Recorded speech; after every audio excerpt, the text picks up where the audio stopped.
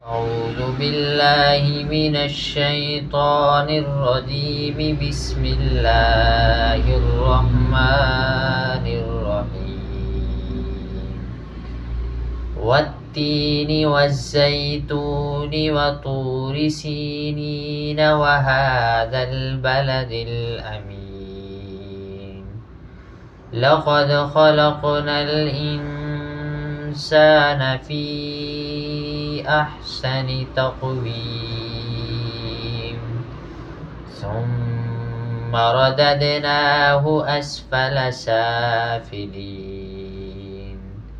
إلا الذين آمنوا وعملوا الصالحات فلهم أجر غير ممنون.